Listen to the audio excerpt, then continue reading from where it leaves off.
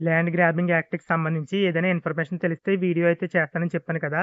దీనికి సంబంధించి ఆంధ్రప్రభ న్యూస్ పేపర్‌లో ఒక ఆర్టికల్ అయితే రావడం జరిగింది. మన వీడియోకి తగ్గ ఇన్ఫర్మేషన్ అయితే ఈ వీడియోలో అయితే చెప్తాను చూడండి. ఈ ల్యాండ్ గ్రాబింగ్ యాక్ట్ వల్ల యూజ్ ఏంటంటే, ఇప్పుడు ప్రభుత్వ భూములు కానివ్వండి, ప్రైవేట్ భూములు కానివ్వండి, లేదంటే వ్యక్తిగత భూములు అంటే మన పేరు మీద ఏదైతే భూములు ఉంటాయో అవి కానివ్వండి, లేదంటే దేవాదాయ శాఖకు చెందిన భూములు, ఇలా భూములైతే ఉంటాయి కదా! ఆ భూములు ఏమైనా ఆక్రమణ అయినట్లయితే అలాంటి వాటిని నిషేధించడానికి ఈ యాక్ట్ అయితే యూజ్ అవుతుంది.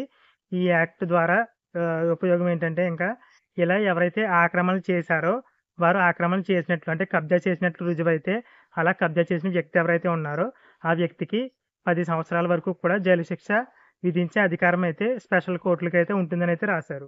ఇక జిల్లా కలెక్టర్లు వచ్చేసి 6 సభ్యులతో ఒక కమిటీని అయితే నియమిస్తారు.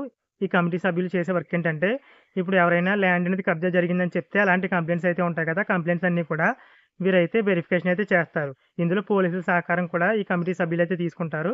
ఇలా వెరిఫికేషన్ అనేది 21 రోజుల్లో అయితే పూర్తి చేస్తారు. ఇలా చేసిన వెరిఫికేషన్ ఏదైతే డేటా ఏదైతే ఉందో దాన్ని ఇప్పుడు చెప్పుకున్నాం కదా! ఒక స్పెషల్ కోర్టులైతే ఉంటాయని, ఆ కోర్టులకైతే పంపడం జరుగుతుంది. ఆ కోర్టులొచ్చేసి 6 నెలల లోపు దానికి సంబంధించి విచారణ అయితే చేపడతారు. ఆ కబ్జాకి సంబంధించి విచారణ అయితే 6 నెలల లోపు అయితే చేపట్టడం జరుగుతుంది.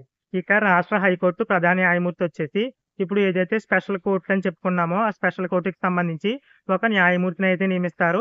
ఇక ప్రభుత్వం తరపు నుంచి ఒక పబ్లిక్ ప్రాసిక్యూటర్ అయితే ఆహ్, ప్రత్యేక కోర్టులు ఏవైతే ఉన్నాయో అందులో అయితే అందుబాటులో అయితే ఉంటారు. దీనికి సంబంధించి ఇంకా ఏమైనా వివరాలు తెలిసినట్లయితే తర్వాత వీడియోలో అందిస్తాను. Thanks for watching.